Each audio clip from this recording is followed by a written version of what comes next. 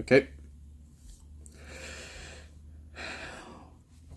Have you ever seen someone say video games are evil? Have you seen how kids can be violent in these games, be super rude and everything in these video games?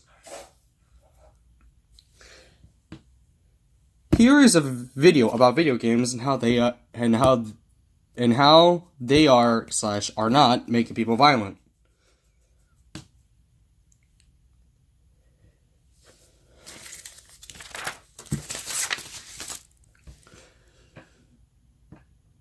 People say that video games are too violent and that they affect the people, but here are some ways that show that how it is affecting people, but in different ways. So every gamer, every person has a different way of perceiving things and how they react to it. Although there are violent video games, there is also different genres of video games like puzzles, action adventure, romance, more like platformers, etc. It all depends on the type of gamer and what they like and how they perceive it to make them violent or not. Like, say, someone could play Super Mario. You kill Goombas, Koopas, etc. And it's just more or less kind of, you're killing them, but at the same time it's showing fair. Children are impressionable, so they can be formed from what they see, like video games, movies, books, etc. So, if you give them something early on, they actually might like it at that point, like say video games or a violent one. Might not think much of it, but they can like become it. The parent has the power to choose what to buy and what not to buy. Some games can increase body functions like intelligence, reflex, strategies, etc.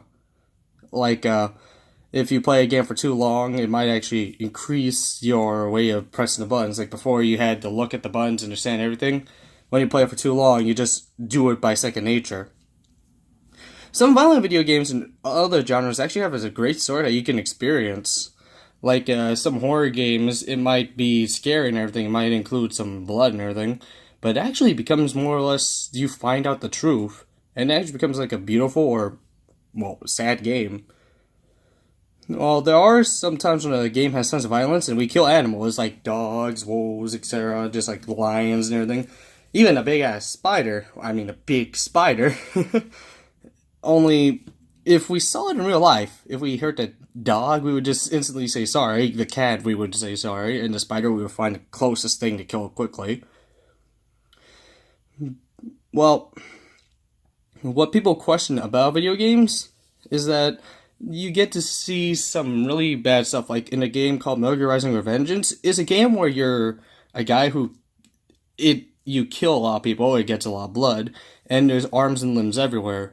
But when you go past that, you actually find a guy who's literally trying his best not to be the killer, not to be the monster he was trying to become, but it's getting harder and harder since there's basically enemies in his way and he can't do anything but cut him. So, yeah.